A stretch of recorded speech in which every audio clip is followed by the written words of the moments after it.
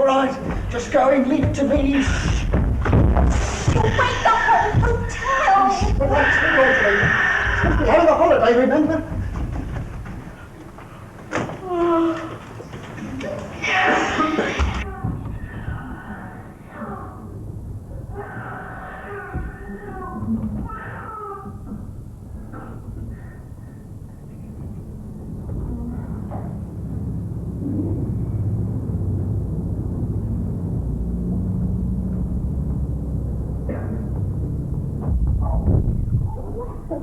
All right, I'll be sure, don't worry.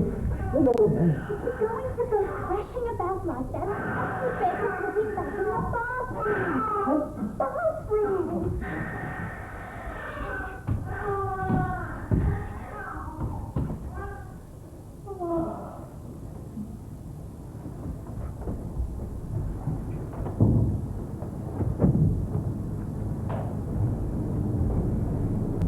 He's probably covered up. Yes. You did check? Yes, yes.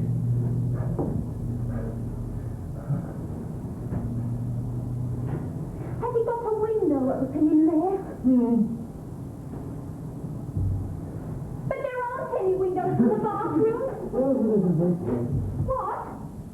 I said no, but there's a ventilator.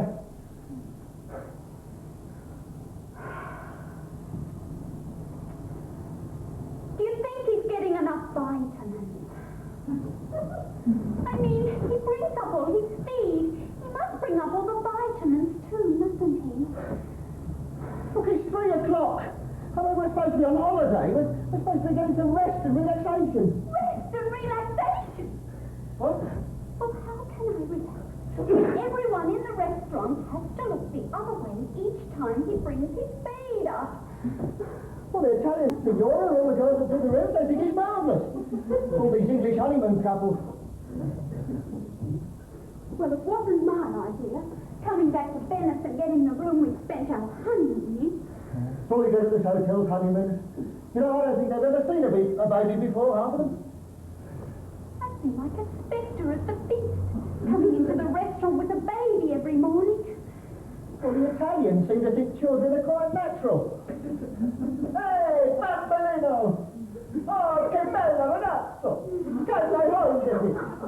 Eccolo, bambolino, bambolino, bambolino! Io ti devo dire the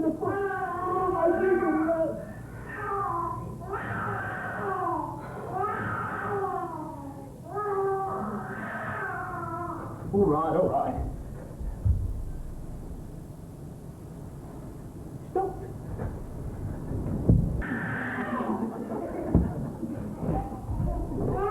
I guess it's going to be brought out every day on holidays as good as mine, isn't it?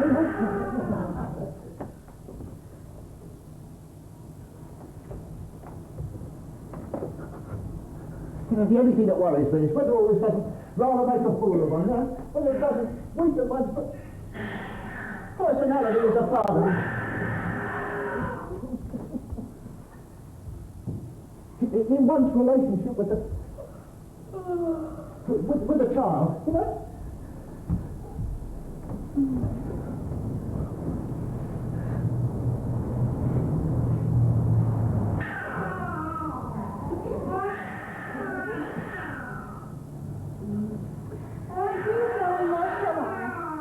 No.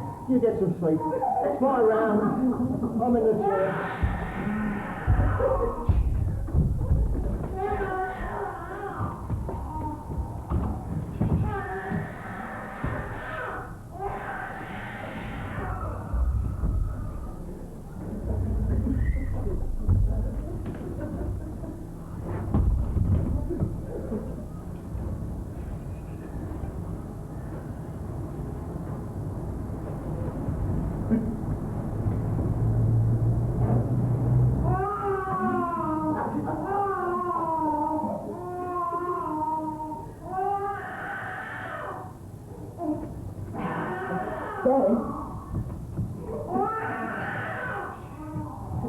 Big John.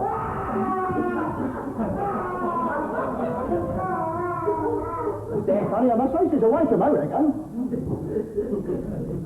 It's not that I mind doing it, it's just the way she keeps the stuff. Yes, good old Daddy's on the job tonight, eh? There's lucky old Mum happens to be tucked up in bed, extraordinary enough. Yes, she does. Oh,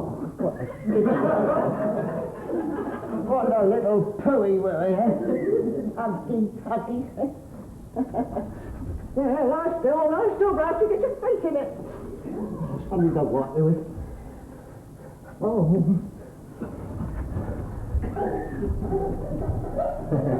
It's all right for you to laugh, isn't it? I said it's all right for you to laugh, isn't it? It's all right for you to laugh. What the flavor hell she done with the Kleenex? I don't know where she keeps things, do I, boy? And she hides them all away in some godforsaken place, so I've got to hold your bottom up in the air with one hand, and with the other do my best to... Where did you find the Kleenex on the topmost shelf? For God's sake, the whole affair must be away by now. Would you normally change the baby on the top couch? Go back to bed. I'll finish this. No, look, I'm doing it because we're on a holiday, remember? Some holiday. Well, anyway, look, I'm doing it. Go back to bed and get some sleep. Sleep? I've forgotten what the word means. I wouldn't know it if I saw it. Come on, out of there. Well, I don't know you're sleeping all of a sudden. Was it a nasty, beauty surprise in that horrible Daddy man said you? Because you make such a bloody meal of it. Well, you put the Kleenex out of reach. Is he keeping you awake too then? Throwing all the jars of nappy sand, and all the packets of beefy pigs, and all the tins of fine spinach and of parsley. I don't know why you're so eager all of a sudden. Come to that. Because I don't know why you should be storing up all the credit for changing his nappy when I've done all the dirty work already, that's why. This is the third time I've been up tonight. Oh, it's the third time I've been up. I was up most of last night. Who cleared up the mess in the Doge's palace, eh? I like that. What about the St. Mark's incident? Oh, come on, let's not fight, eh? Had a great fight on our honeymoon, do you remember? I remember standing, looking out of that window at the canal, thinking our marriage was over. I can't remember what we were arguing about, though. I mean, what did we argue about before he was born? I mean, what do we think about? What do we talk about? We must have been bored out of our heads. Do you remember that day we went out to Torcello and had a drink at the hotel where Hemingway used to stay? And you picked one of the geraniums and put it on my shirt, hey? Put it in the bucket for me, will you? Oh, right. Oh, Peter, remember not to turn on the hot water. What? The hot water.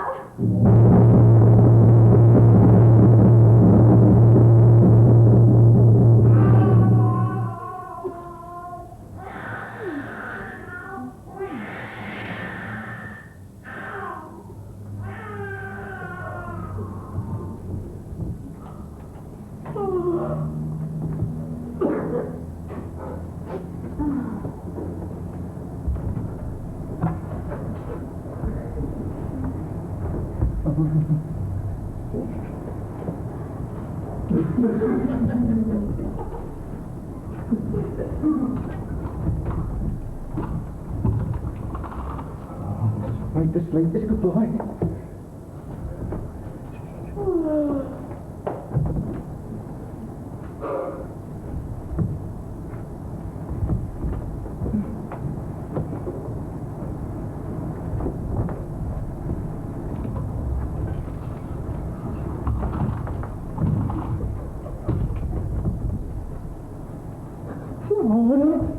I think he stopped breathing. I mean, I don't want to wake him up if he's breathing. Here, hold this.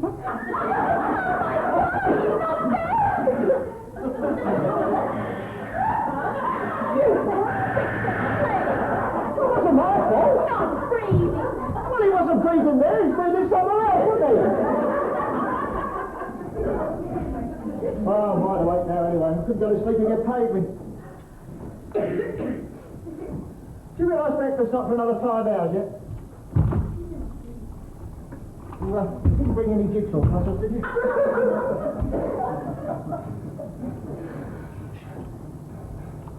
What's that? What? Squid. Oh, that's the couple next door. You mean they've got a baby in there too? That's boys like us. They're all honeymoon couples in this hotel apart from us. 3 o'clock in the morning? We probably woke them up. Anyway, why not? I suppose we used to make love in the middle of the night sometimes, didn't we? I mean, I can't remember. It all seems so long ago. I can't remember what it was like at all before he was born. What did we do with all that time, eh? We used to go to the cinema. Twice a week sometimes. Went out for meals in Chinese restaurants. Oh, we stayed in bed on Sunday. Oh, Peter, what's happened to us? Have we changed? I've changed, haven't I? No, you haven't. Do you still love me? Of course I do. But not just out of habit, not just out of a sense of duty. No.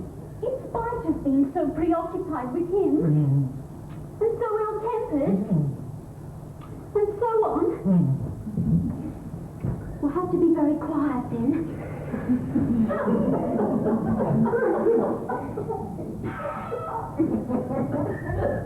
Oh, never mind. Go on. I love you. I love you. Well, go on then, don't.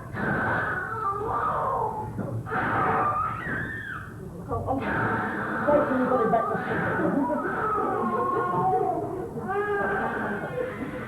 Oh, I'm sorry, love. I'm sorry. I feel it's all my fault.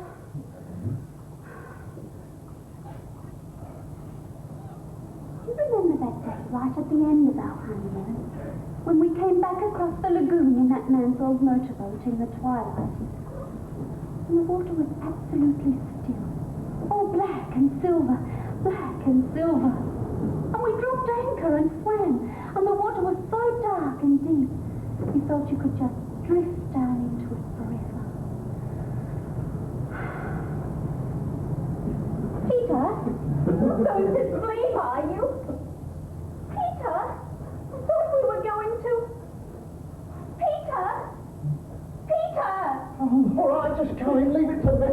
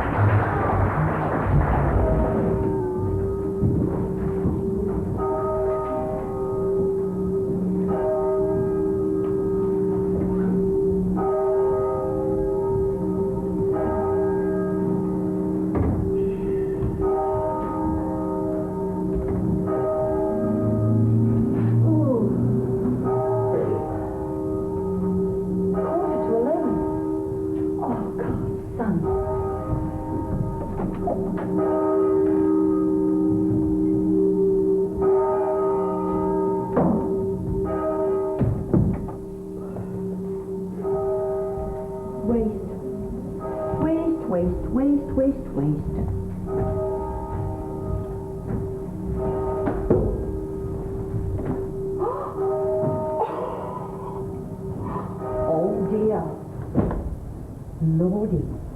Forgotten all about him.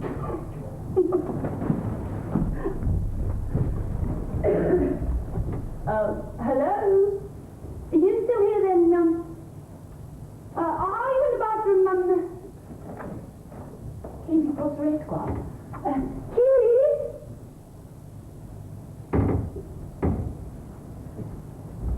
Oh, was it Kenneth? He had bands, didn't he? Yes.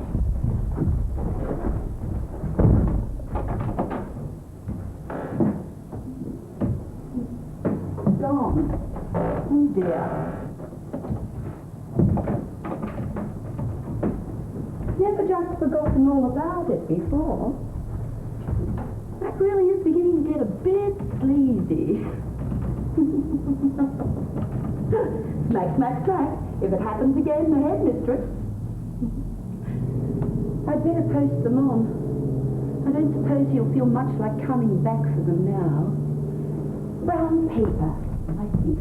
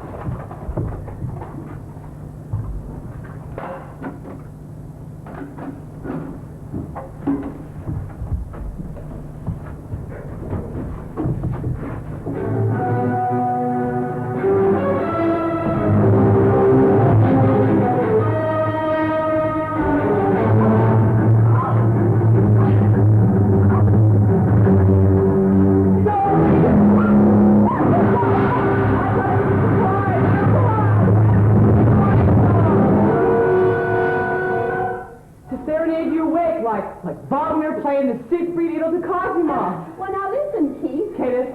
I mean, Kenneth. Keith. So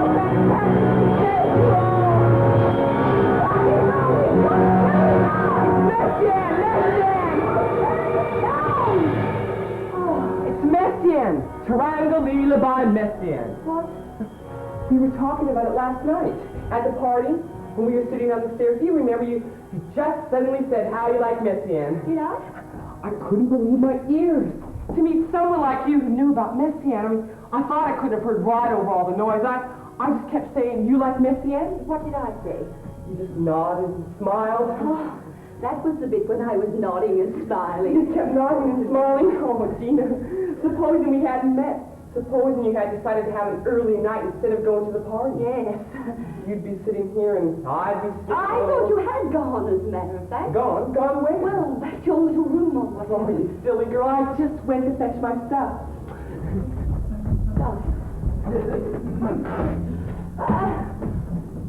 What stuff? Oh.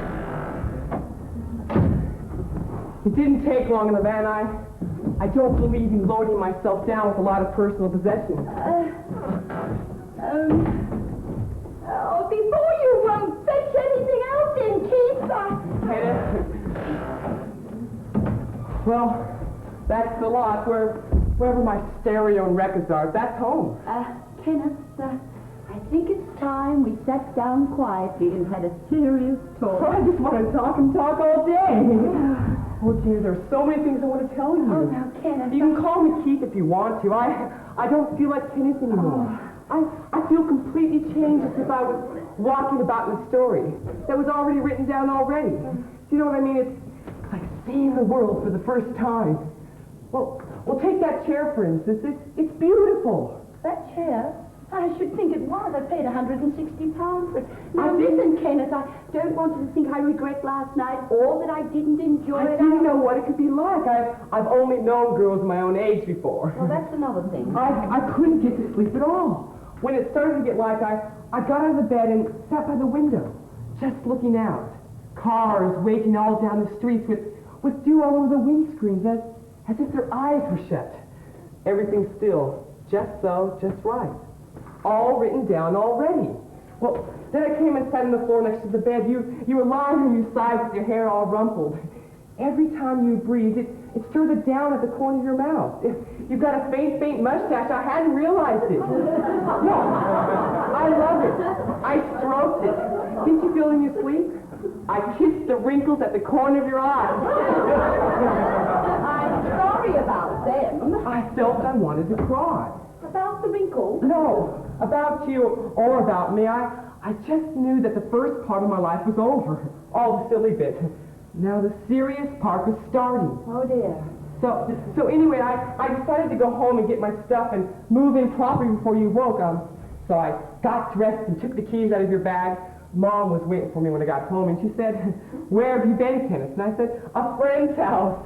So I put the stuff in the van, and she said, "Where are you going, Kenneth?" And I said, "Well, I'm going to go moving with my friend." And she said, "Aren't you going to have any breakfast first?" And I said, "No, I'll have breakfast there." And that was that. I mean, all that part of my life was finished. Oh, my dear sweet boy, what have you done? And then all the way back I thought, I can do anything now. I mean, nothing can touch me. And then I drove on the wrong side of the road and went into the roundabout at 40. I must have been mad. I couldn't steer. I skidded the back of the van into the wall. Then I thought, oh, God, I'm going to get killed before I can tell Jean about everything. Because I wanted to tell you about everything. About how you looked when you were asleep, and about the cars with the dew on the windscreens, and how I used to cycle to school. I wanted to tell you how the world really is different from what you think, and how everything will be all right. I wanted to tell all the great chaps, but I didn't have the words, so I thought, I'll just creep in here with my stereo, and I'll just say this.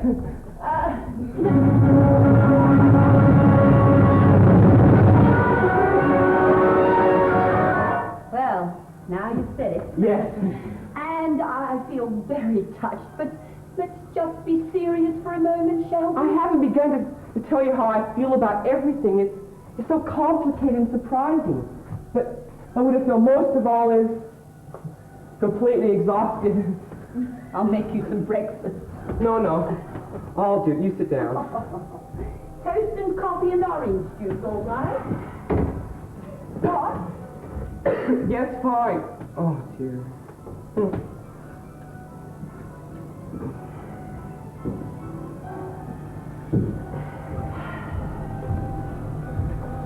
Now, drink this up and you'll feel much better. Now, Kenneth, be a very good boy and listen carefully to what I'm going to say. And don't misunderstand me. I like you very much, Kenneth.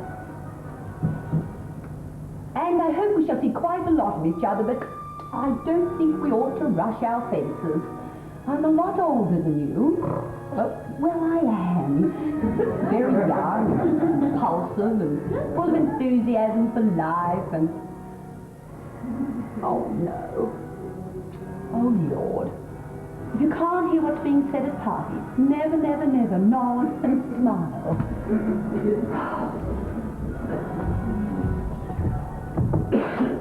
Messiaen, I might have guessed it was something like that we were talking about.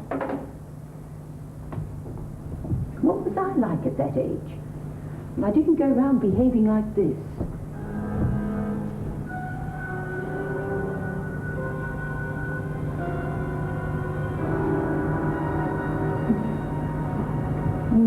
Won't do, will it?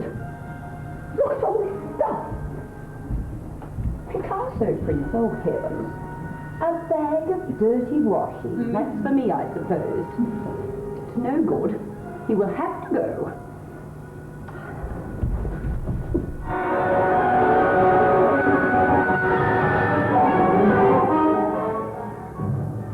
Are you properly awake?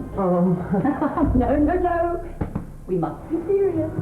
Now, drink this up. That'll clear your head. Now, Kenneth, there's one thing we must get straight at once. You can't stay here. Well, sorry, Gina. I'll move upstairs into the bed. No, I mean, you can't just move in like this. Why not? Well, because you can't. I haven't invited you to, have I? How long have I been asleep? What's been happening? When I went to sleep, everything was new and different. Then when I wake up, everything's back to the same again. I'm sorry, Kenneth. But we love each other, don't we? Well, I love you. You love me, don't you? Well, of course you do, Gina. You said it last night. Did I? Yes. On the stairs was this, nodding and smiling. In bed. Oh, then. Yes, then. But, supposing somebody comes in. Who? Well, a friend. Well, I shan't be embarrassed. What sort of friend? Well, let's say a man. Someone coming to take me out. You've got men who take you out? Well, yes, I'm not that old, am I? Well, you never told me that. You never asked. But you wouldn't let them take you out now. How do you mean now? Well, after all, now. What do you want me to do, Kenneth? Ring them all up and tell them not to call? How many of them are there? Well, I don't know. I don't keep a list. But there are several. Yes. Not just one special one. Well, yes. There is a special one. Yes. Someone you used to be in love with. Used to be in love with? Before. Well, he's someone I'm fond of. But not in love with. Look, he's someone I've known for a long time. I don't want to hurt his feelings. He'll be very upset if he comes in through that door and sees you and all your stuff in occupation. He's not coming today, is he? Well, he may. Oh, God, I should never have gone to sleep. As a matter of fact, he is. He's coming to take me out to lunch. Oh, you must explain to him then, Now, love. Kenneth, Well, I'll please. explain to But him. we'll see each other next week sometime. What sort of man is he? Is he older than me? Yes. Is he handsome? Yes. What sort of work does he do? He, works for one of those big oil companies. What's his name? Lionel. Where is he taking you for lunch? I don't know. Well, what places does he usually take you to? Expensive places? Well, sometimes. The Ritz, the Dorchester, places like that? More or less. Nightclubs? Occasionally. Oh, Gina, darling, for a moment I thought you were being serious. No, I'm starving. I'm going to go get the breakfast. Kenneth! No, you sit down. You must be very tired, too. I am very good in the kitchen. Tomorrow I'll bring you breakfast in bed.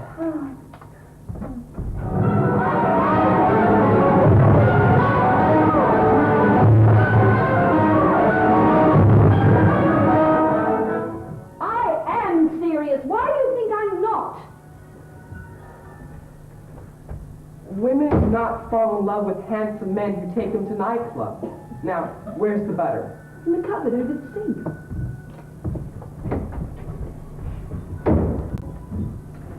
Don't they?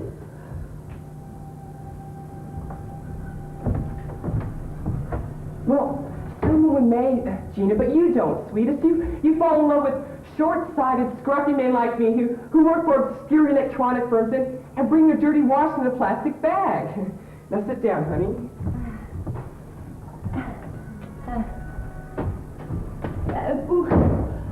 What we've got to bear in mind, Kenneth, is Lionel's feelings.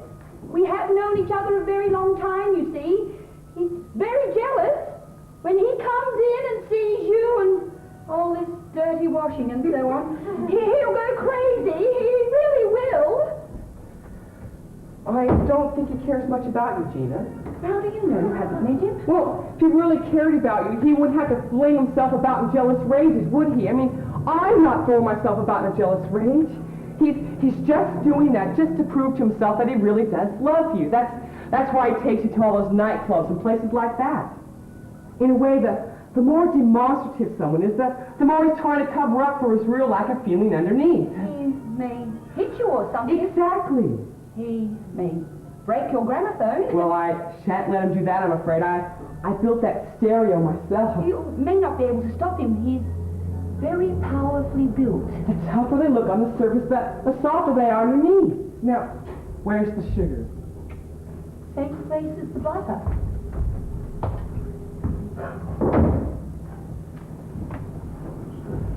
The softer they look on the surface, the tougher they are to get rid of.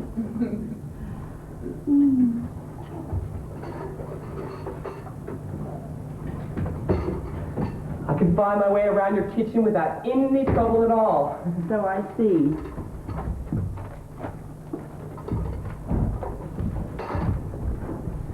Now sit down, darling.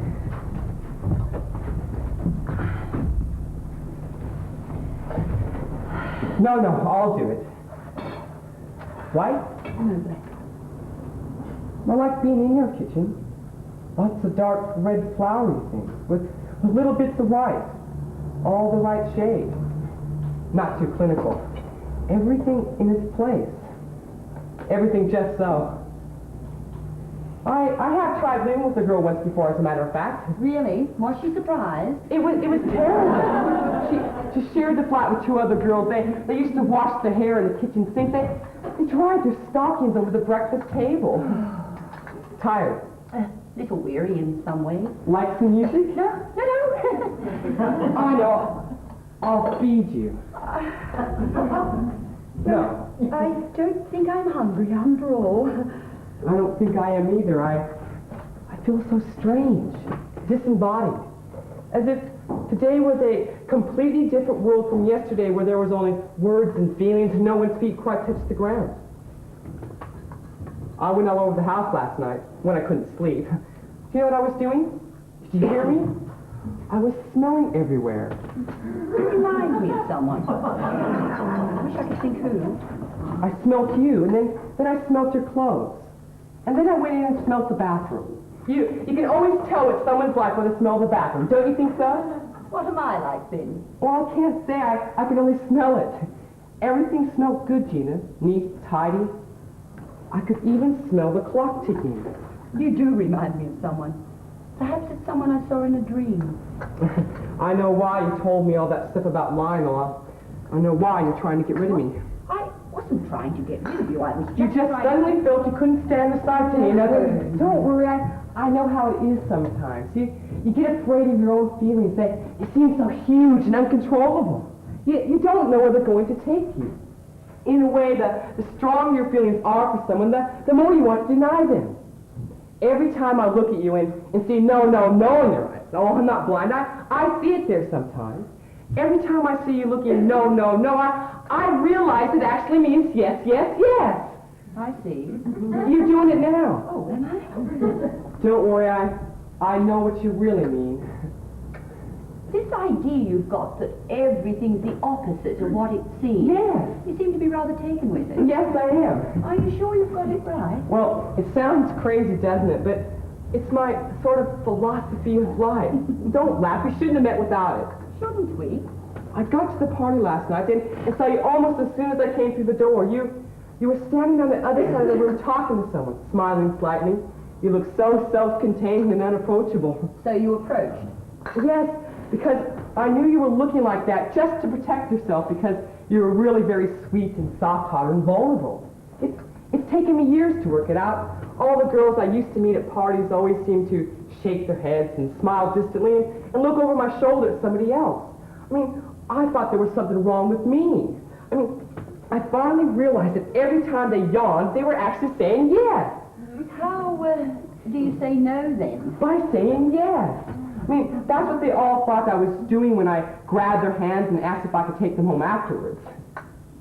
More coffee? Yes, please. I mean, no thanks. Then I started reading Freud. It was like a revelation. Whenever something seems to be on the surface, it's because you're trying to suppress the opposite inside. You're trying not to admit the inadmissible. You're overcompensating. Well, then it all fell into place. All the books I'd read, all the plays I'd seen. What's the whole of modern literature about from beginning to end? It's about how everything's not what it seems to be. Well, you start with someone that seems to be the hero. And in the end, he turns out to be the coward all the time. A person that looks respectable turns out to be criminal. A person that looks happy turns out to be miserable. The insane saner than the sane. If it's bad, it's good, and if it's good, it's bad. It's all so simple once you see it. So now you go to parties and look for hard-faced women with scornful smiles. Yes, and instead of saying, when can I see you next, I just stand there looking helpless and say I haven't got a bed for the night. And at once they sense the hidden masculinity. Well, people like to work things out for themselves, don't they? I suppose they like to have new personalities discovered inside them, too. And yes, they do. It always works, does it? Well, last night was the first time, really, but crumbs, what a first time! But it's just not people, you see, Gina. It's everything. It's the general theory for understanding the whole entire universe. Well, you look at this and you think, this is a chair. But if you look into it more closely, it's not a chair after all. It's a mass of tiny spinning particles. And what about those particles? Are they truly particles? Of course not. They're electricity. Electricity is energy. Matter is energy. You're a nut on top of everything else, aren't you? A real full-blown nut. The nuttier it all seems, the more reasonable it actually is. Well, take this empty piece of air between the two of us. Well, of course it's not empty. It's a mixture of nitrogen and oxygen with a proportion of water vapor and carbon dioxide and traces of argon, neon, helium, xenon, krypton. It's full of industrial emission gases. It's laden with polyps alive with bacteria. It's full of voices and music from radio stations. Voices speaking high and low, shouting, muttering, singing, sobbing, talking in Swahili, Lithuanian, Berber, Welsh, Dutch. It's caused by cosmic rays from space, by light rays from galaxies like Arcturus, Betelgeuse, the Crab Nebula, and by faint radio waves from galaxies receding at almost the speed of light on the very edge of the universe, all in this empty piece of air between the two of us. But you look so sweet with the light flashing on your spectacles like that. What? Are you really all hard and grown up underneath? Well, I think in a crisis, but you can tell by books and plays and things that it does take a crisis to bring out the truth. If you never went through life without a crisis, you might never find what anything was like at all. And your collar open and your arms waving about. But the implications of all this, Gina, because if bad is good and good is bad and a chair isn't a chair and matter is energy, then the whole structure of logic collapses, the very possibility of organized thought. Gina, what's the matter? Oh, sweetest, never mind logic and mathematics. We can get by without them. We have got on all right up to now, haven't we? I guess I was exaggerating a bit anyway. It might be possible to think some thoughts. I just suddenly remembered who it is you remind me of. It was someone in a dream. I dreamt once I had a son. He was grown up already in my dream. He was a young man, and he walked up and down with the neck of his shirt open, full of ideas, so bright and quick and excited by everything. But it proves I'm right, though, doesn't it? I mean, here we were yesterday with you all self-possessed and me helpless. And here we are today with you crying and me comforting you. Unless I made the whole dream up when I saw you. My moving in, that was a crisis. I told you had to have a crisis, didn't I? I don't suppose I shall ever have a son now. My life hasn't turned out like that. Don't be sad. I'll look after you. I'll cook the dinner and bring you breakfast in bed. Poor old Ken. No, poor old Gina. Me weeping on your shoulder like this. I knew you would. I knew as soon as I saw you. You poor boy. You sweet boy. You sweet poor kind. Don't worry about your friend Lionel. I'll deal with him. Have him crying on my other shoulder in no time. There isn't any Lionel. There isn't anyone coming. You made him up. Sort of. I knew there was something wrong with him. There's no one I'm really fond of. Well, I told you though, didn't I? As soon as you started saying how powerfully built and demonstrative he was, I said to myself, there's something he's trying to cover up. I felt I had to get you out of here. I knew you did. All your stuff, I felt almost hysterical. The more hysterical you got, the more I really knew what you felt. You knew? Yes. All the time? Yes. I didn't know. I know you didn't know. I really thought I wanted you to go. I thought you were intolerable. Yes. Bumptious, half-baked. Crack-brained, unfeeling. That's what I thought. Or that's what I thought. Yes, whatever you think you're thinking, it's not what you're thinking at all. No, I see that now. I was feeling what I seemed to be feeling, just to stop myself feeling what I didn't know I was feeling. It's as simple as that. It was only when I saw you walking up and down, waving your arms about, so excited, like a little boy. Oh, Gina, this has been the most wonderful day of my life, having all your ideas proved like this. It doesn't usually work out so neatly. I spent weeks and months with unapproachable girls sometimes, trying to get through, knowing it was underneath, but finding that it was so buried that you could never get through. But you gotta have faith. You gotta keep on and try again. I got knocked unconscious once. By a girl? No, by a man. Outside a pub, he kept grabbing hold of people and saying, "Want to fight?" I knew he was really a coward, so I went up to him and looked him straight in the eye, and he knocked me in the stomach. Oh, love. Well, it proved my point, of course, but I did hit my head on the edge of the pavement and had to have 5 stitches. Well, now I'm going to look after you, and everything's going to be different. I shan't let anyone yawn at you or hit you in the stomach. That's the terrible thing. Knowing you're right when everyone around you can plainly see you're wrong. I'm going to feed you up. You're so thin. What's she been giving you, that mother of yours? We'll have a proper Sunday lunch for a start. Now, where's all this washing that needs to be done? Knowing you're right when everything around you definitely proves wrong. That's the terrible thing. Like a little starch in your collars. Oh, button off here. Well, it's the marvelous thing, really, because that's how you know when you're right. I mean, the whole history of the world is made up of people who were obviously wrong, but in the end turned out to be right. Some of these pants seem a bit saggy round the waist. It's when something's obviously right, when you have to start worrying. When people start to take you seriously. When everything seems to fit. Shall I see if I can put some new elastic in for you? What a dreamy boy. Look at him. We're an odd pair, aren't we? Do you think it will be all right? Yes. I can imagine what people will say. You won't mind. No. Perhaps it's all right. Perhaps it's just what you've been saying. We're so ill-matched that it must be all right. Yes. Oh, I'm so happy. Are you? Yes. What are you thinking? Oh, nothing. You're not worrying about something.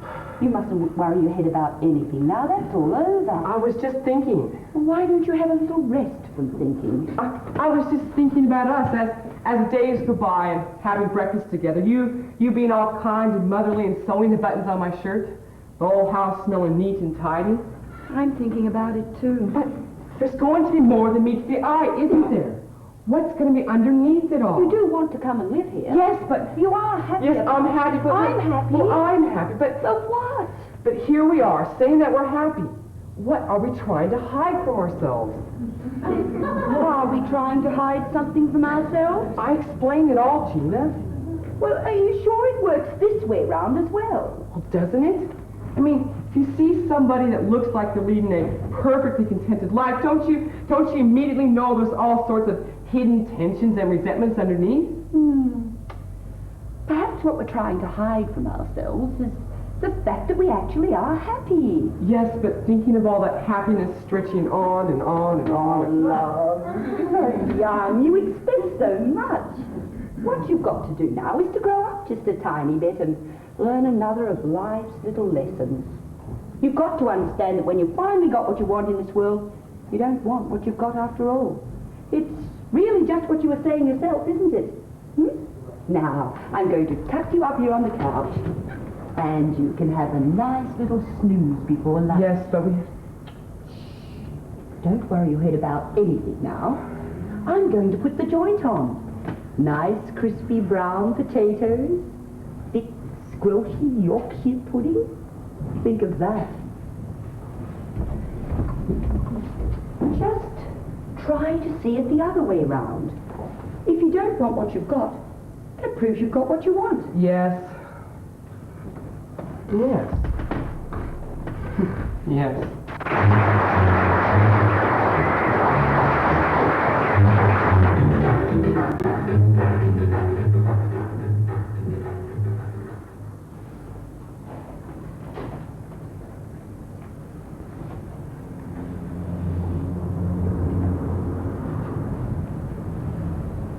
What? Foot. Ah.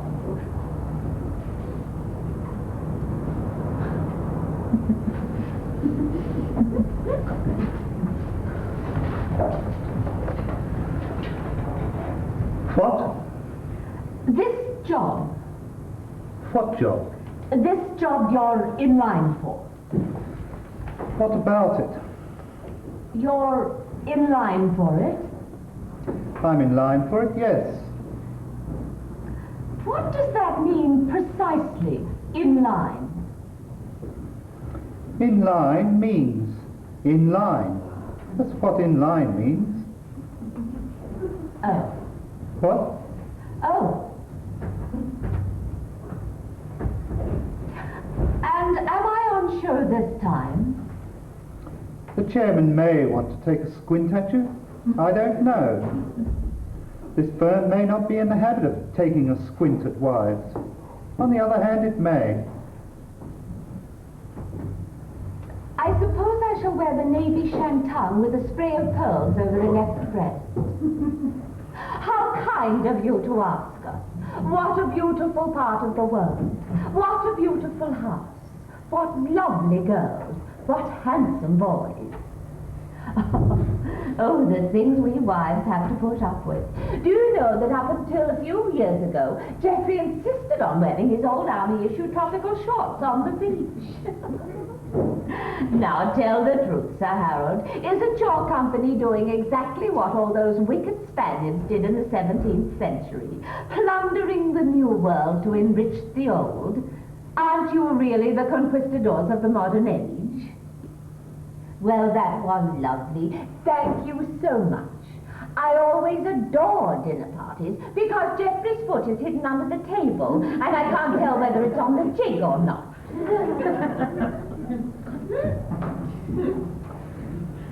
Bear in mind that it may not be a dinner party this time.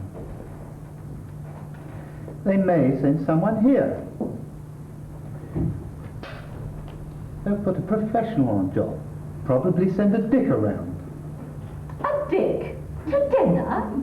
No, to watch the house. To see who comes in, who goes out. Count how many boyfriends you've got. Count the boyfriends going in the front. Count the empties coming out the back. Sex and booze. That's the sort of thing a progressive employer wants to know about. Then no doubt he'll come to the door, take a decker at you from close to. I shan't let him in. Of course you'll let him in. I most certainly shall not. You won't know who it is. He'll be disguised as a brush salesman or a market research Johnny. I don't let brush salesmen in. You'll let this one in because these people are professionally trained to get into people's homes. And unless I'm very much mistaken, you are not professionally trained to keep them out. Once inside, he'll start banging off questions. If he starts banging off questions, I shall know he's not a brush salesman. Not if they're about brushes. About brushes? To begin with, How often do you sweep your floors? they will no doubt become more personal. Do you clean your teeth up and down or side to side? In any case, it won't be a brush salesman, it'll be a market researcher. You won't have a chance to put your fancy dress on, you realize? What will you say to him? You'd better think of something, hadn't you? Otherwise you'll be getting into one of your muddles, and I shan't be here, of course. Oh, I shan't get into one of my muddles just because you're not here. It's you sitting there shaking your foot at me that gets me into my muddles. You get into your muddles with or without the assistance of my foot. My foot is neither here nor there. Not that it's anything to do with me, of course, if you get into a muddle when this man calls. Oh, no. If you don't get this job because I've had one of my muddles, that's got nothing to do with you. I leave it entirely up to you, just as long as you know what you're going to say. Well, I shall say, sit down, sit down. You don't have to rehearse it to me. I'm not your schoolmistress. No, we must get it right. We don't want one of my muddles. Just go over it quietly in your head. That's all I'm suggesting. You're not a child.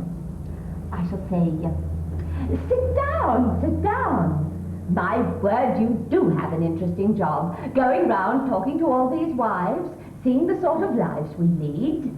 Tell me, is it true that we're all going out of our minds with boredom and frustration the way everyone says? Is this right? Am I doing it right? It's not a question of doing it right. I wish you wouldn't keep asking me if you're doing things right. Just do as you think best. There's something I've always wanted to know. Do any of the other wives have a husband with a foot problem? I'm not listening. He's not listening. There's nothing new in that. He never does. That's why it's so pleasant to have someone come to the house who is actually paid to listen. Whenever I say anything to Geoffrey, there's always a long pause and then... What? It's like it's the waiting for it to happen is the worst part. Would you care for a drink? A drink in the middle of the evening? Not you, him. Him? A drink? In the middle of the day? But that won't create a very good impression. A whiskey, a gin and something, a glass of beer perhaps. It's not the middle of the day, it's just after breakfast if you want to know. The house is in chaos, I haven't even made the beds yet. I'm not even dressed yet. Oh, just throw that vacuum cleaner on and stop the chair if it's in your way. Place is a pigsty anyway. A gin and tonic. What a very good idea. I think I'll join you. If we really get down to it, we can drink ourselves stupid before 11.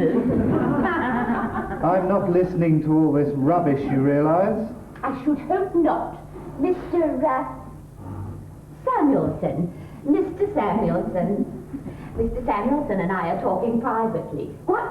Oh, cheers. If Mr. Samuelson says cheers, I shall say cheers. Now, what would you like to know about me? Am I a suitable wife? Well, yes, I am. I am an entirely suitable wife, thanks mainly to the very thorough training Geoffrey gave me in the early years of our marriage. Just be yourself, he used to say when we went out to dinner. Don't keep starting sentences with Geoffrey says and Geoffrey thinks, and don't keep looking at me for approval. And don't say things that trail off into nothingness, and don't say wild things that end up in squeals of laughter. Just act naturally. And if you can't think of anything sensible and natural to say, just smile quietly to yourself. Of course, Geoffrey has largely retired from teaching, but his able assistant, Mr. Foote, carries on the good work. I lead a very full life. I read, I paint. Oh, and of course there's my work at the Citizens Advice Bureau. Oh, incidentally, I don't recall seeing you there when I applied for it, taking a squint at Geoffrey to see if he was a suitable husband. I suppose you went down to his office disguised as an insurance salesman. Did anyone come to take a squint at you when I applied for my job? We shall get a reply in 2 to 3 days at the very outside. What shall we talk about in the meantime? You know we have 2 sons, of course, both away at the university. Do you have to take a squint at them to see if they're suitable? What? Oh, we're through. Did anyone come to take a squint at you when I applied for my job? Why should anyone want to take a squint at me? What I cannot understand is how and why he became so much like a professor of Greek when he is in fact a successful businessman. Let alone how he managed to turn me into a professor's wife. If you're trying to take a dig at me, you're wasting your breath. I've told you, I'm not listening. Then why is Mr. Foote on the jig? I wish you wouldn't keep calling it Mr. Foote. Mr. Foote thinks I'm giving you the wrong impression. One of these days you'll be calling it Mr. Foote when there's someone around to hear. We never talk about Mr. Foote in public. You're working yourself up into one of your muddles. Why don't you either get quietly on with your book, or take some of those pills Dr. Farquhar gave you, and go to bed.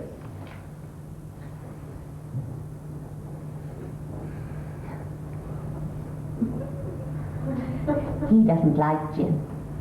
He thinks it's only drunk by women and men who join tennis clubs. He won't eat anything frozen, or anything fried, or any fruit out of tins, or any pudding out of packets, or anything pretending to be Italian. Oh, I sit here for hours wondering what to give him for dinner. I sit here and I paint my pictures and I'm thinking, I wonder is Florentina pretending to be Italian? And then I think, oh my God, he told me to ring the man about painting the fence before 12 o'clock. I wonder if he got to Belfast all right. I did put a flask of coffee in his briefcase, didn't I? If he has to drink BEA coffee all the way there and back, he'll come home this evening in a great state of moral outrage, sit there reading Coins of the Greek Colonies in Italy, and Mr. Foot will go jig, jig, jig, jig, jig. Anything the matter? What? Nothing the matter. But Mr. Foot thinks there's something the matter. Disapproves of some statement in the book, perhaps. No. Something I've done. I've forgotten to wind the hall clock again. I've forgotten to put on any stockings. I've put the newspapers under the cushions. Oh, I've left the lavatory light on all day. Had a good day. Oh, no, strike that out of the record. He thinks that is suburban, something we cannot afford to be, living as we do in the suburbs. How was Belfast, then? Oh, no, that's no good either. I said that about Amsterdam last week. How was Amsterdam? How was Amsterdam? What? How was Amsterdam? Jig, jig, jig, jig, jig. I'm afraid I didn't inquire about its health. Oh, now I know. Did you catch the plane all right? What? Did you catch the plane all right? Yes. Oh, now what can I ask him? We can't have reached the end of our conversational resources already. Oh, now I know. Did you catch the plane back all right? What? Yes. Oh. All right so far, but what's this? Mr. Foot is on the jig. I bored Mr. Foot. You've no idea how easy it is to bore Mr. Foot. If Mr. Foot could hear what I was telling you now, he'd have to be held down. Mr. Foot would think I was representing myself as the little woman. He doesn't like me to be the little woman. Medium-sized woman, yes, but not the little one. Oh dear, I think I'm getting a little giddy. So let me assure you, just in case he's listening, just in case he's got the place bugged. Oh, I wouldn't put it past him. He's as bad as a hatter. Did you hear me? Can you hear me? We're talking about you. Let me assure you, I get my own back. For instance, I put frozen beans in the goulash. He never notices. Did you hear that? Frozen beans in the goulash. Though why food pretending to be Hungarian is permitted, I cannot imagine. What else do I do? Well, I wrap all the rubbish in the morning papers by mistake, and I have one of my muddles and I forget to buy stockings, and we have to go to the Traffords in bare legs. To the Traffords? Twice now, with absolutely nothing around my lower limbs except my naked white skin. And when we get there, I feel one of my muddles coming on, and I start every sentence with Geoffrey says, and Geoffrey thinks, and according to Geoffrey, and I finish every sentence with, is that right, Geoffrey, and did I get that right, Geoffrey? And Mr. Foot is hidden under the table, and I don't know what he's thinking, except at the Costains, where they've got a table with a wobbly leg, and you can feel the whole thing shaking with moral indignation. It's this ménage à trois with his friend Mr. Foot I find so difficult to bear. I wonder what Foot does at the office all day. That's what I'd like to know. Oh dear, I think I'm getting a little drunk. And you'll be running away with the idea that I'm jealous of my husband's Foot. Well, it's not jealousy, it's just that I think it's getting a hold over him, which is something I think a Foot should not have over a man. Woohoo! We're talking about you! Like a drink? We'll get it drunk. Then it'll tell us a thing or two. No? Got such a negative approach to life. That's what I dislike so much. All it can do is disapprove. You'd think a normal, healthy Foot would try to encourage you, give you a pat on the back from time to time. No, don't take any notice of it. No, don't look at it. We must make plans. We'll wait till it's asleep, and then we'll overpower it. We'll put a sack over its head, drag it to the river, and throw it in. And then we'll run away together. We'll go to Canada. We'll start a new life. I can work. I've got friends there. We won't starve. He's listening. He's heard everything we've said. I told you the whole place is bound. He's trying to make up his mind whether to be outraged or understanding. What's that smell? Did you leave something on the stove? Did I leave something on the stove? What? No, I didn't leave something on the stove. It's the boiler smelling again. Ah. Have you been listening to what I was saying? What? Have you been listening? You know I never listen when you're having one of your muddles. I just let you get quietly on with it in peace and work it out of your system. He hasn't been listening. He never does. It's Foot who listens. Foot listens, and from time to time submits reports to headquarters. That's what jumping and jigging about it. That's Foot tapping out reports in Morse code. Oh, they don't take them very seriously up at headquarters. Oh, Nibs is having one of her muddles again. Nibs. That's me. I'm called Nibs. Did you know that? Isn't that incredible? Wonder how it happened. Old Nibs is holding a demonstration for women's rights. Old Nibs is marching up and down with banners and slogans. Oh, well, that's all right. It'll keep her out of mischief. That's what Geoffrey says. Oh, there I go again. Geoffrey says. Geoffrey thinks. Geoffrey thinks I get into my muddles just to annoy him, and he could be right. Undoubtedly. But what if one day I get into one of my muddles and I can't get out? Then they'll cast me off to the muddle house. Oh, think how Foot will jump and jig about when that happens. Look at him, just at the thought of it. And Geoffrey will think I've had myself put in the muddle house just to annoy him. And that could be true. That's the thing he can't understand, you see. The thought that everything I do is to either please or annoy him. Just be yourself, he used to say when he still had hopes. Geoffrey thinks I get into my muddles just to annoy him. Just be yourself, he used to say. But he's going to be so surprised when he looks up from his book one day and sees that I run away with you to Canada. What? Run away with the Dick that was sent to see if she was a suitable wife? Oh, what will that fellow put in his reports now? But he'll be even more surprised when he knows what I'm doing over there. Because it won't be about him. And I won't be saying Geoffrey says and Geoffrey thinks. I'll be being myself. I'll be running through the forest with bare legs, living on frozen pears and peas out of tins, and spaghetti bolognese out of packets, and putting all the papers under the cushions, and leaving all the lights on all day, and I'll be laughing and laughing and laughing, and saying how surprised Geoffrey would be if only he could see me now, not even thinking about him.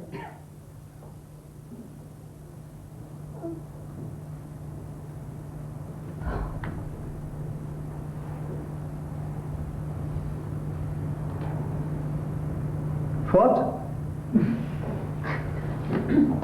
All over then? Well, why don't you toddle along, get a good night's rest, in case this man calls. Don't want to find yourself getting into one of your muddles with him.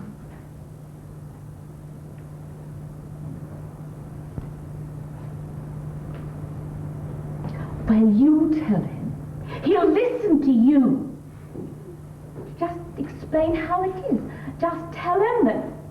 Tell him. Oh, I don't know. Tell him to lock up before he comes to bed.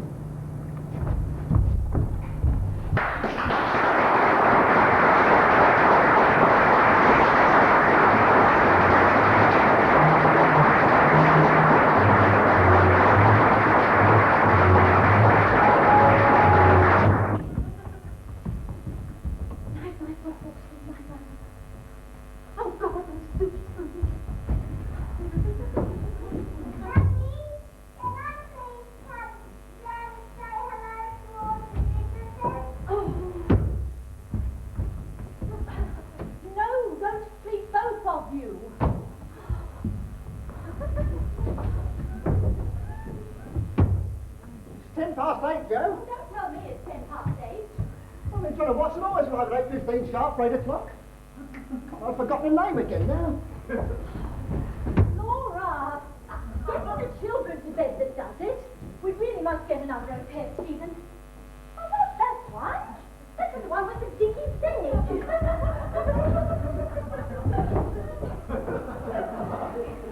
Laura. My block about names gets worse and worse every day. We'll get another chair from the living room, Stephen. I'm putting one with the dinky leg out here, so nobody can sit on it by mistake. Right. David and Laura. David and Laura. John and Laura. John and Laura. John and Laura. For heaven's sake, Stephen, get it straight. We've known them for 10 years. You can't really tell their friends apart, that's the trouble. John and Laura. John and Laura, John and Laura. I mean, they're all exactly the same. Same age, same number of children, same type of job, same income, same opinions. Sit me up, will you?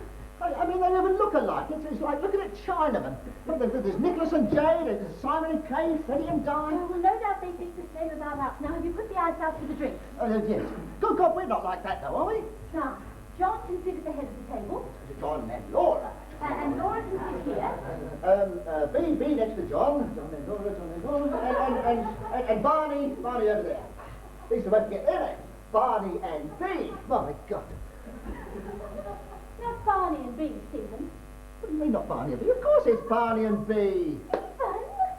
Barney and B. Look, I might forget David and Laura, but Barney. Stephen, she's left him. B's left Barney. No. I told you. I don't remember that. She just couldn't stand it any longer. She just quietly left about a week ago without any fuss.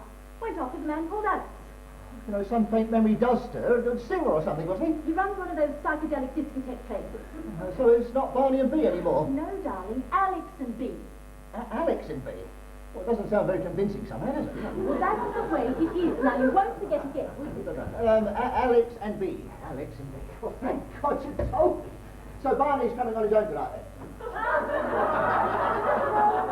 No, it's not Barney who's coming. It's B, and she's bringing Alex, so we can meet him. Oh, God, no, napkin. Alex and B are coming here tonight? Yes, Alex and B. Oh, do get it straight, darling. Well, at least Alex will make a change from all the Chinamen. According to Sarah Dollamore, he's about 19, with hair down to his shoulders and strings of beads and dingle-dangles all over him. Stephen, what are you looking like that for? Joe, I've done a terrible thing. What do you mean? Well, I ran into Barney at lunchtime today, and I'd entirely forgotten about B leaving. And so you asked after her. You said, and how is your very lovely wife? No, I said, see you this evening, then. Oh, Stephen, you did. And then he said, this evening, what do you mean? And I said, you're coming to dinner this evening. And he said, no, I'm not. You must have got me mixed up with Simon or Mark or Nicholas. I bet you felt a fool. No. And he said, thanks, Stephen. He said, you don't know how much that means to me at the moment. Well, I thought it was a slightly odd thing to say. But... So anyway, I said, 8 o'clock then, and he said, 8 o'clock. Hurry him up. Stop him. No point bringing him up now at 8:15, is there? I mean, he'll be on his way. He's probably on the doorstep now. Oh, what a bloody stupid thing to do. What's a bloody stupid thing inviting your lot when it comes to that? I mean, fancy inviting B without Barney and not telling me. I tell you, you just weren't listening, you stupid old... Well, fancy not making sure I was listening. Anyway, I was listening. I just wasn't remembering that. Oh, you won't remember. Oh, for heaven's sake, let's not waste time arguing. I'm not the one who's wasting Well, all time. right then, so let's just decide what we're going to do before the bloody... Well, don't let them in. Anyway, it's probably David and what's it, David and Laura. John, Laura. Don't let anybody in until we've thought out what we're going to do. For heaven's sake, they'll all be meeting on a doorstep. Well, at least if they meet on the doorstep, we shan't have to watch. Look, perhaps the first thing we ought to decide is exactly what we're trying to do. I mean, why are we frightened of the meeting? Are we trying to spare their feelings, or is it their own embarrassment we're worried about? Hey? I have a good mind to walk out the back door and let you get on with it. Oh, God. If anybody should be walking out, it's me. Look, let's just reason this out one step at a time. Oh.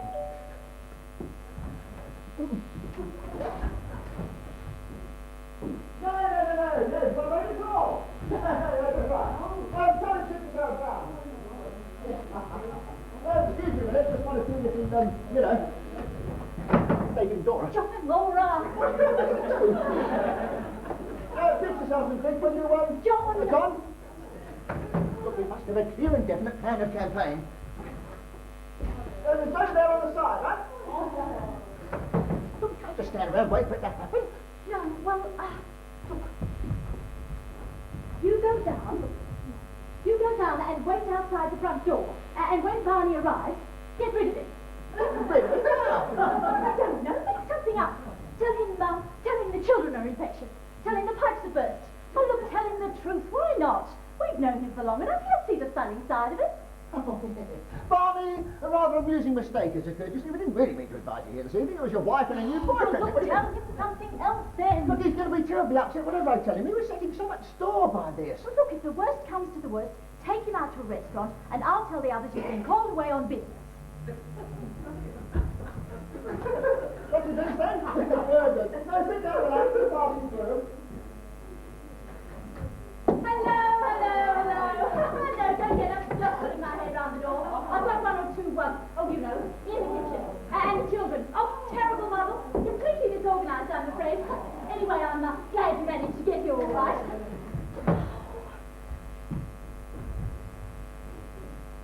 Stephen, if Alex and Bea arrive first, I'll let them in. You hide behind the dustbin and wait around. All right, still, oh, good. You will keep helping yourself to drink, won't you? Oh, that reminds me. Stephen, have you got any money on you? Did you have to take Barney out? Money! No, well, hold on. How are you both? I don't think I ever asked you. Oh, look, now, you will keep helping yourself to drink, won't you? I've just got to pay the milkman. Here you are. £5. That's all I've got. But don't take him out if you could possibly get shot with his knife. Anyone in there? Kay round the back way. Hope you don't mind. There's a rather thuggish-looking character lurking about on your doorstep. Barney, A drug addict, probably, looking for money.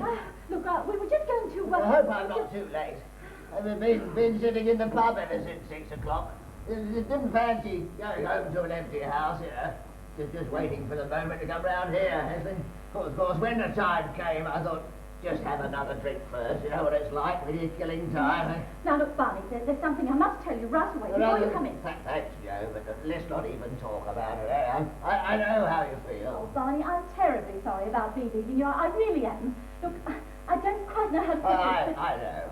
You just don't know what to say to somebody when something like this happens, eh? I don't know what to say about it myself. 10 years and then... it's quite a shock. Yes, but Barney, she's gone off with a poof, from what I can gather. I'm told he wears earrings. He's got hair halfway down his back. Well, I ask you.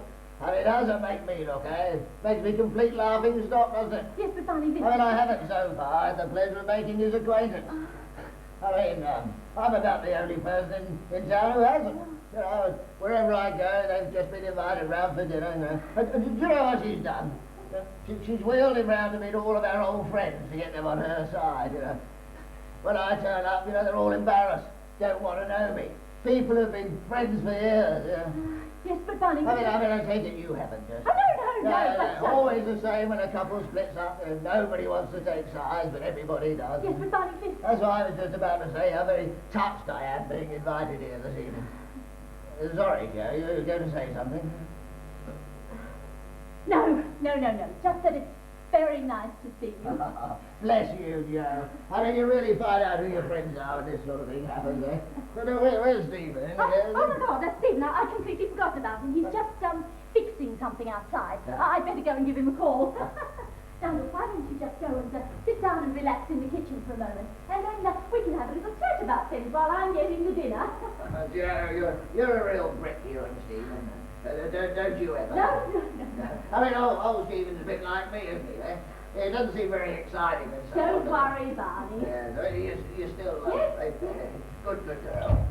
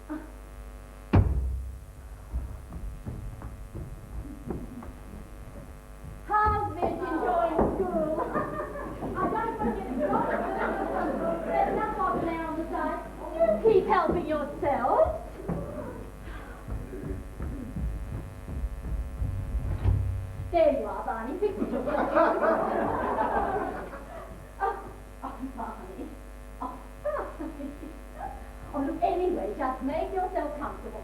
I've got one or two, this and that. That's right, Sister Parson, right, pour yourselves another drink, will you? What is it? Barney, he's here. He came in round the back. Oh, my God. I put him in the kitchen. In the kitchen? Well, in case Alex and Bee arrived before I could warn you. Well, you should have got rid of him. Oh. Hello, Barney. Good to see you. Hello, dear. Look, something to keep yourself occupied, have you? Good. Pour yourself another drink. Oh, you have? Oh, that's the spirit. Why did you get rid of him? Stephen, I couldn't. He kept thanking me for inviting him here. He thinks we're the only friends he's got left. Oh, he made me feel such a hero for inviting Alex and Bee. For heaven's sake, we can't stop being sentimental at this stage. Well, you get rid of him then. I can't get rid of him now. Now you set him up in the kitchen with a bottle of scotch, can I? Well, you'll just have to get rid of Alex and Bee instead. How? Well, I suppose, you'll have to go down and wait outside the front door again. Suppose they come round the back like Barney. Well, keep an eye on the back as well. Patrol back and forth. You're in the army, you know how to do things. We can't just walk past David and Nora again. Well, look, go up the back way then. Just get out there fast, whatever happens, because any moment now they're going to be ringing that... Well, now what are we going to do? We just have to, shout at them out of the window. Shout at them out of the window? Explain what the situation is. Just tell them to go away.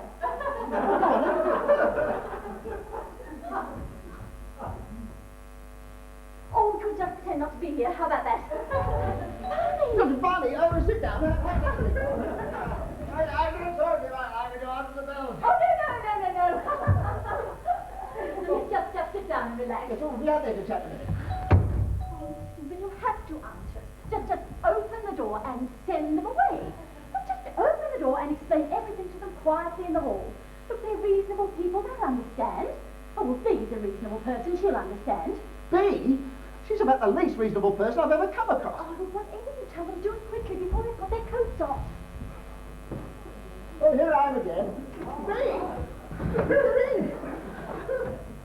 Bee, how long did you see? What's the matter? Oh, my God. Well, sit yourself down and take something over it. Dick and Dora let them in. Laura! Take their coats off, they've got their children home already.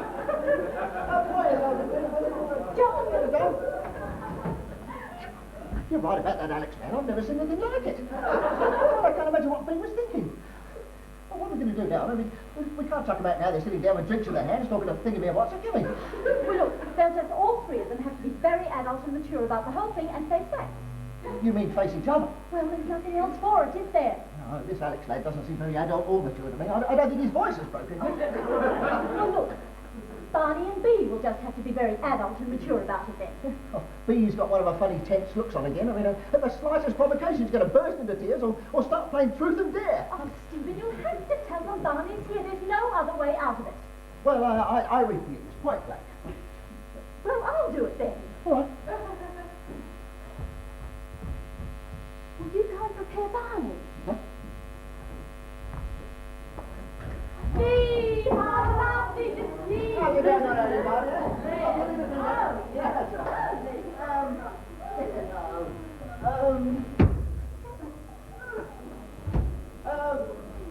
You're stuck here, man.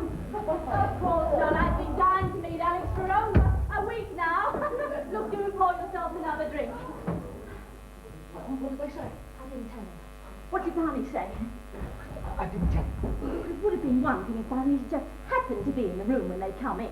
But I mean, you can't just brightly say in the middle of conversation, "Oh, by the way, we've got your husband out in the kitchen." Well, that's what all went wrong, putting him in the kitchen. It just doesn't seem natural. It's either got to happen naturally or not at all. It's all your fault, putting him in the kitchen. I can't think what came over you. Well, it seemed perfectly logical at the time.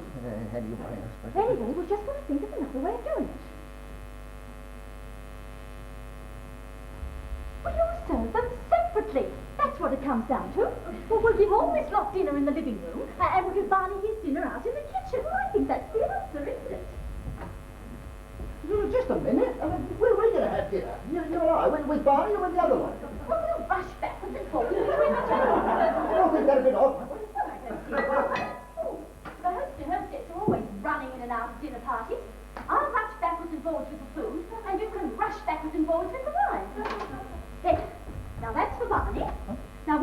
short in there, but I don't suppose I'll have time to sit down anyway. Now, just give me a hand to this table, darling.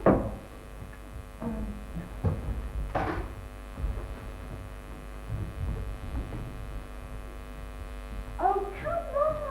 Don't look so doom-laden about it. We've had awkward situations at dinner parties before, haven't we? Look, if you give a dinner party, you expect something like this to happen. We'll cope.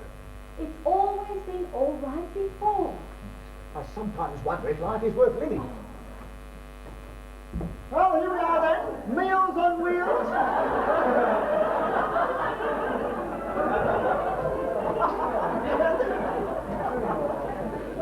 I thought it might make a nice change to eat out here for once. It gets such a bore, always using the living room for living and the dining room for dining.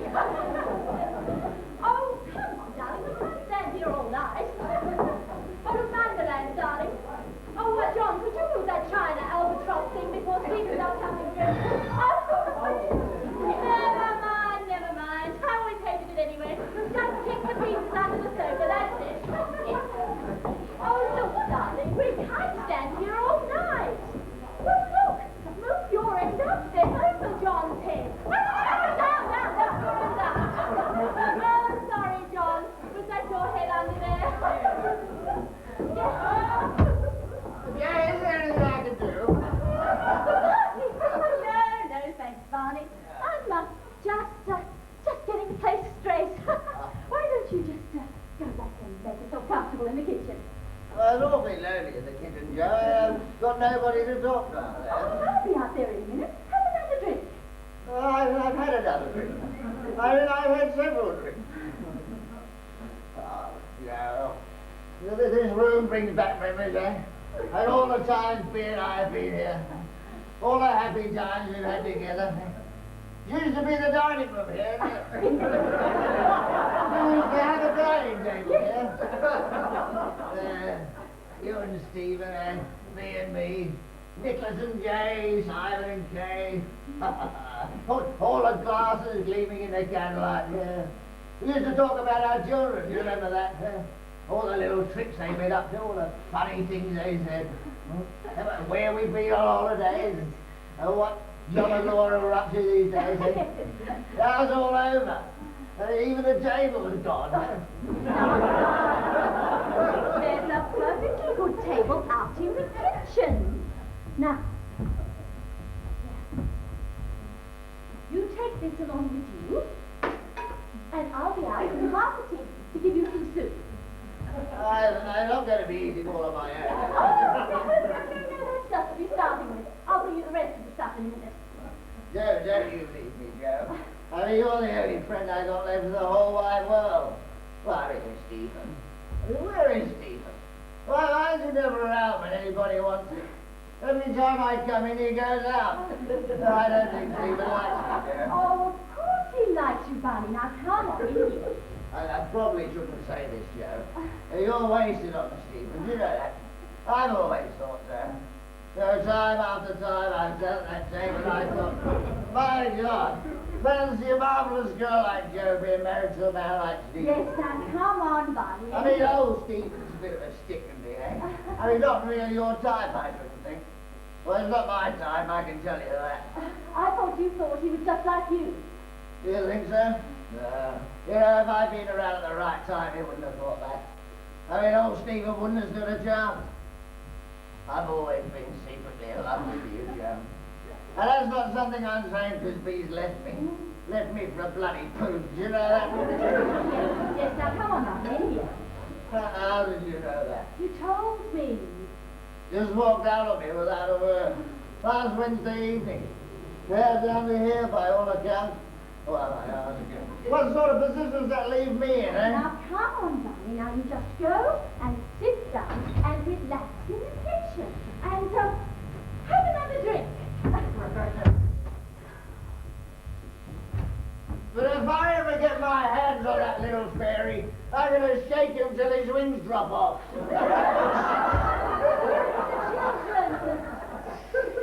Sorry, Joe, the children.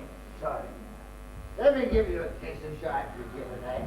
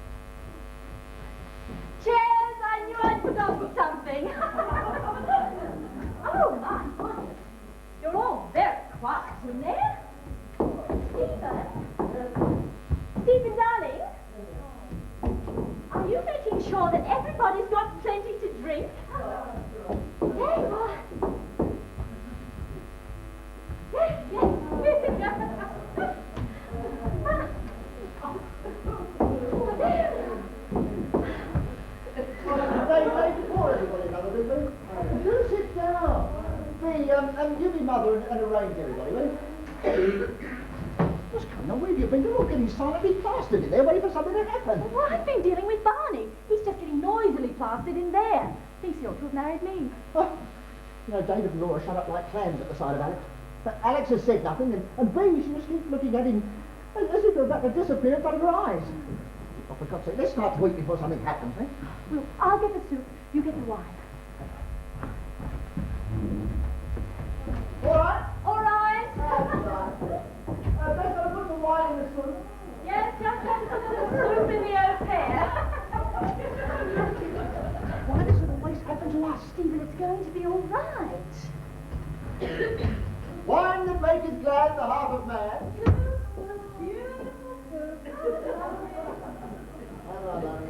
No, don't worry, I'll be back. Just want to give the au pair a drop. Yes, I'll be sitting down in a moment. Just got to drop this in on the au pair. By God, your writing's as pissed as a newt. Well, look, some of them are pretty glassy-eyed in there, too. Wine that maketh glad the heart of man. Beautiful soup. No peace for the wicked. Yes, woman's work's never done. I'm not saying anything. Well, say something yourself then. Make conversation.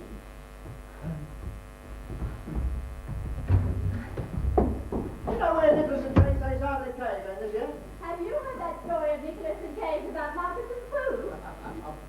Yeah, this last thing walking stark naked down here in High Street, ain't nothing but a garden sprinkler and a double basin. And when she decides that, Mummy, if you put some toys in your tummy, he won't need to come out. Not the flicker. My goodness, we've got a slow house in here tonight. Explain these audiences of one out of the sticks that impresses me. How many more courses? Only 3. Now look, you go and sit down and talk to them while they're having their soup.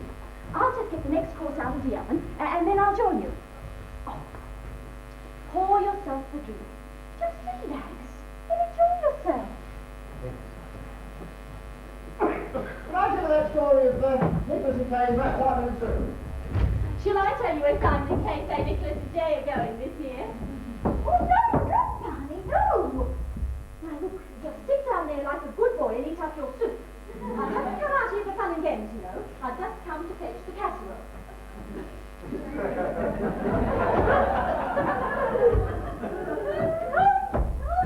Barney! And it's no good looking at me like that either. I am not amused.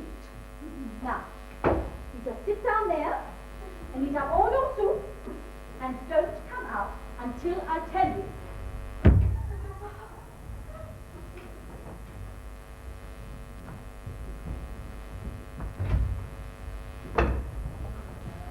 Oh, Barney, what is it now? I thought I told you to stay in there and finish your dinner. Please, miss, can I be excused? Well, I suppose you must. Through there, turn left, second on the right. Thank you. But remember, straight back to the kitchen when you're finished. First on the left and second on the right. I've been here once or twice before, you know. I mean, I'm an old friend of yours, remember? My God, it's the same story wherever you go, eh? And they all say how sorry they are, and then they don't want to know you. Now, this is a new one, I must say. Biting around and leaving you to eat all on your own in the kitchen without even your playground. My God. When I think of all the dinner parties being I go for them, eh? And all the ghastly evenings I've spent sitting at the table in this very room. But how even the table's gone, eh? But how even the chairs have gone. What's happening here? They must have taken them out for some spring cleaning. Hmm? Or maybe they've taken them out and sold them. Well, poor bloody old Stephen and Joe, eh? On their uppers and didn't say a word about it. I mean, they gave me a bowl of soup and they can't even afford to eat themselves, eh? What a couple of pricks, eh? I mean, you really find out who your friends are when this kind of thing happens. Joe? This evening? Where are you? There's no need to keep hiding yourselves away. I know what's going on. Ah, you're gonna have a pee, was I? Don't worry. I'll be back. What a couple of bricks, eh?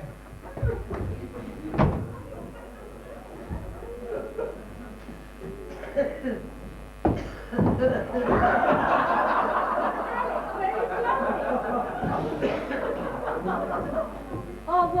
was just looking for the jeans.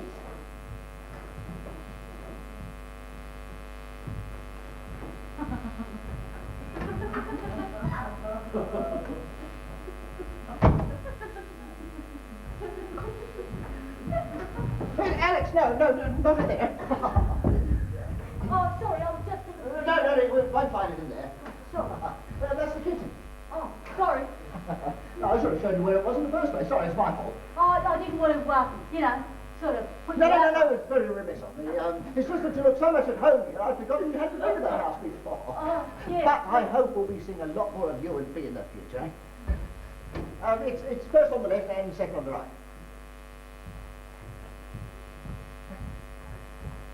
Be all right, will you? Don't want to wait here for him. Never find your way back, will you? It's the door immediately opposite, not the one on the left. That's the kitchen.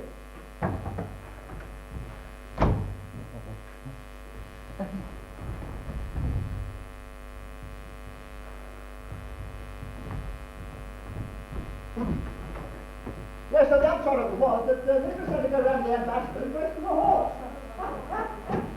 It's locked. Oh.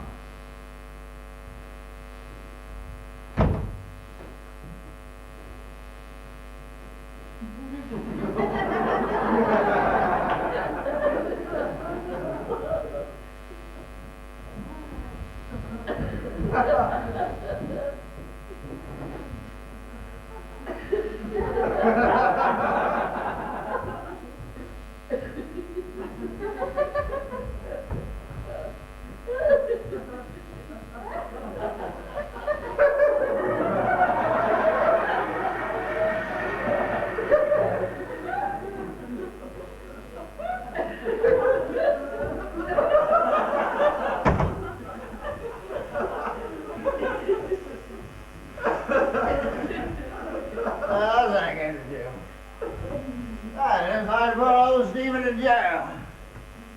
All right, come out of there. No need to hide from me. Oh, sorry. I was just in the middle of something.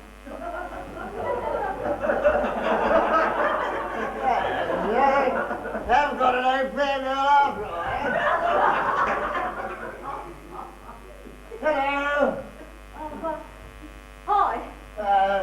What's your name then? Alex. Alex, that's a very pretty name. Oh, I'm glad you like it. Don't run off now, Alex, now you're here.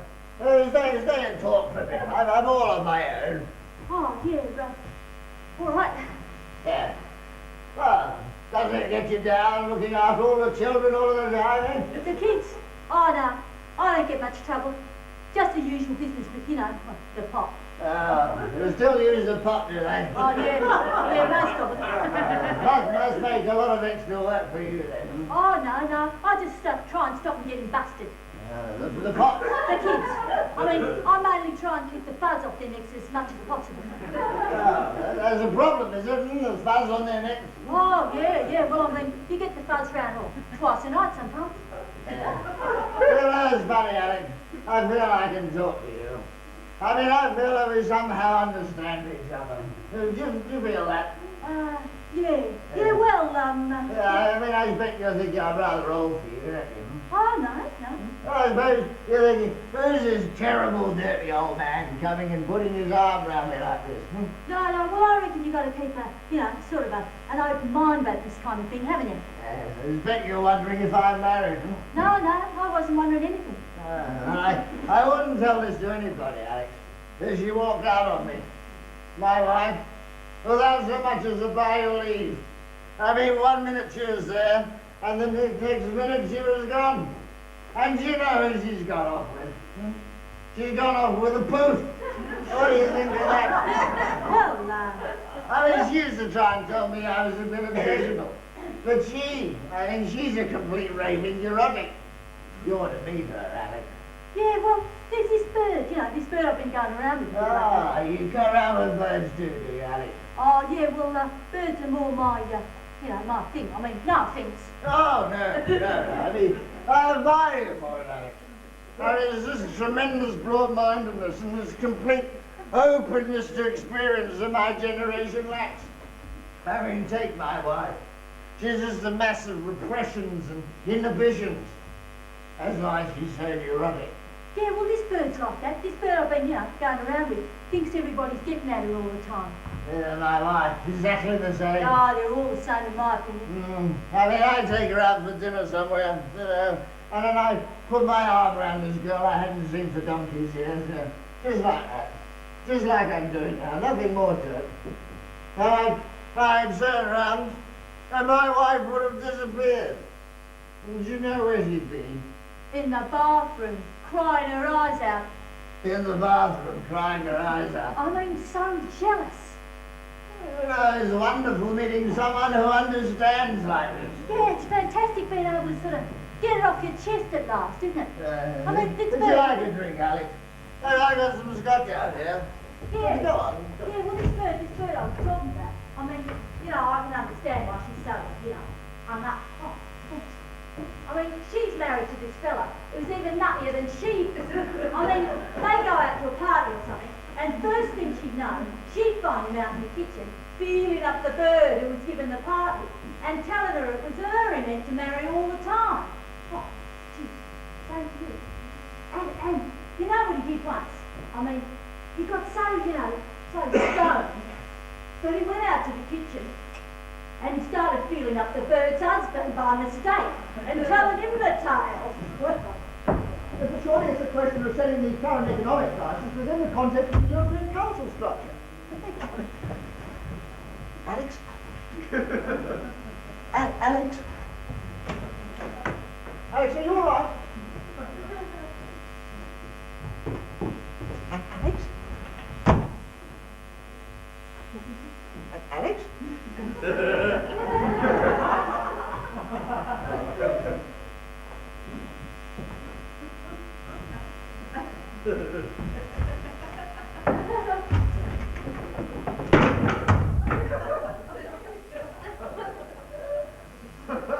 But Barney?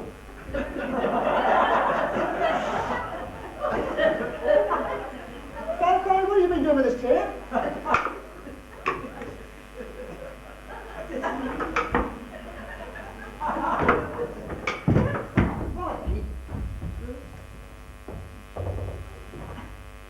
Barney, why won't the door open? Barney, that's right, Barney, why have you locked the door? And what have you been doing with this chair? But Barney? Well, all right, so the leg was loose. To get it into this condition, it would have taken 2 people sitting on it or something. Barney.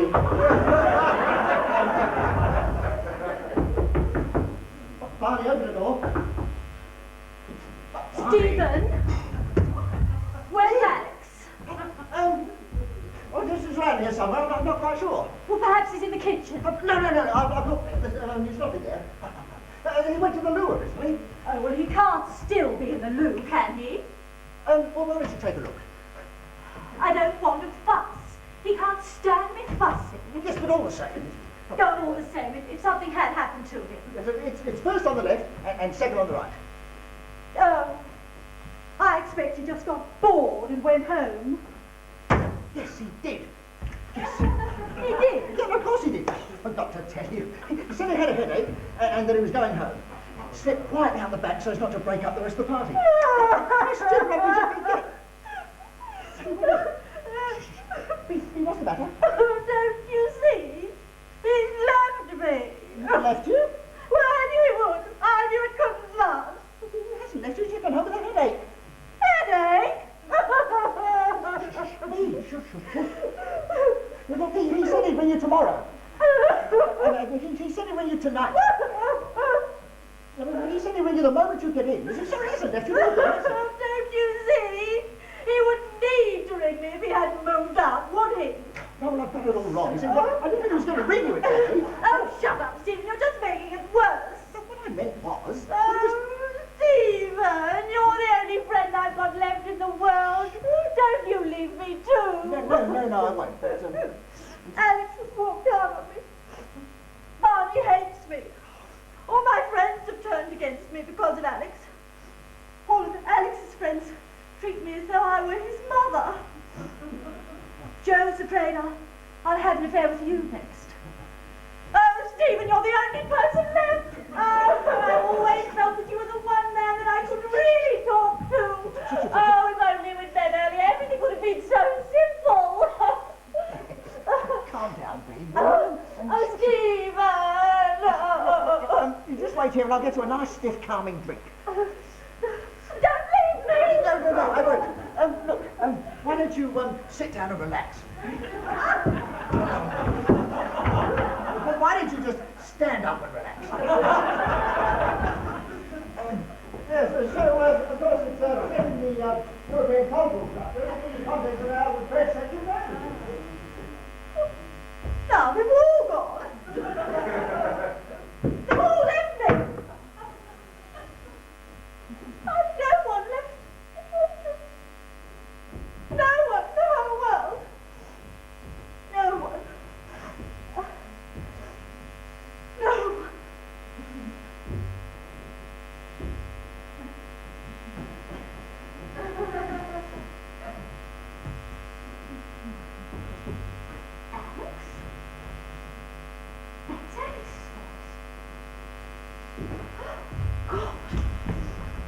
Oh, mustn't let him see I was worried. Oh, cheerful smile. You leave it there all the time.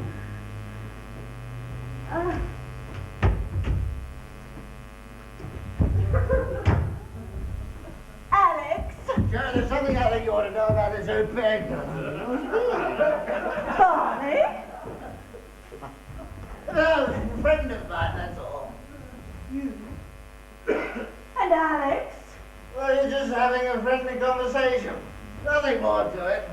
You. And Alex. Having a friendly conversation. Huh? It's a conspiracy. Yeah. You're getting together behind my back. Please stop. Listen to me. You stay out of this. You've caused enough trouble already.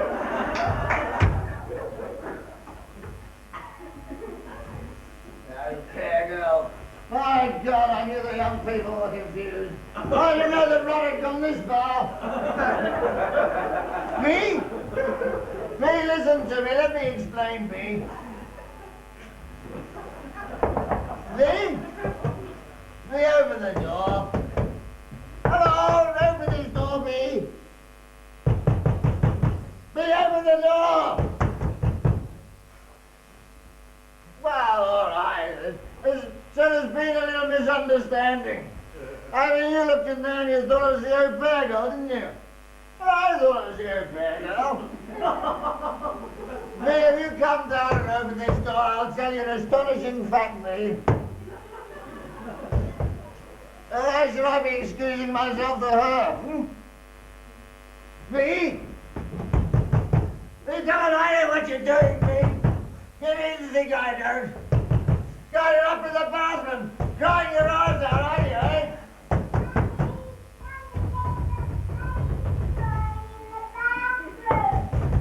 Please stop crying in the bathroom. Come down and open this door, please.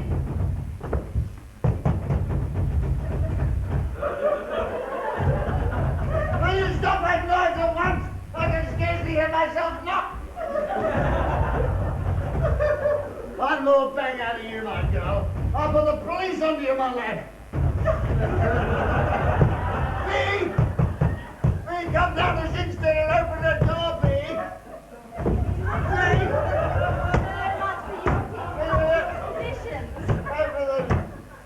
He's in the bathroom weeping.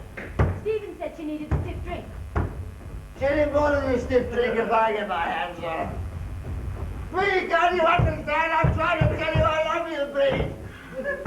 Why don't you go up and tell her it's like you both arranged? Because the little bitch has locked the door. It opens this way. What?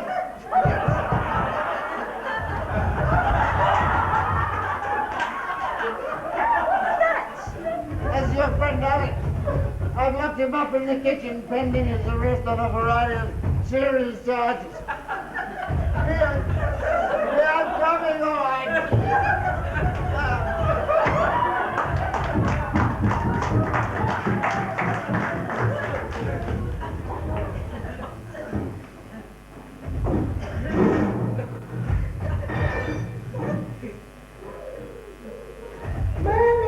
Mommy, there's a lady in flying in the bathroom. Go to sleep, dear. Now, I don't want to hear another word out of you two. You know we've got people to dinner.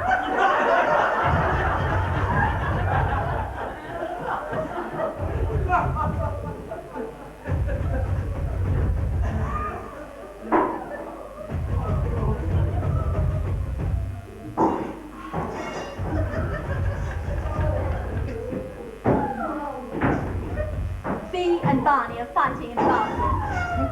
Alex and the rest of dinner are locked in the kitchen. The children are awake. They didn't door her asleep. John Laura. Well, I haven't said anything for quite a while. I don't know whether you noticed. It was the economic crisis that finished them, I think. Oh. I knew we should have kept on politics. Yeah, still they look like peaceful, don't they? Yes, I think they really quite enjoyed the evening, don't you? Well, I think everybody did, all things considered. Yes, I just thought we got reasonably well. Yeah. Joe, I'm sorry I shouted at you earlier. Oh, it's all right. I lost my temper too. Things always get a bit tense when people are coming to dinner. You always think everything's going to go wrong.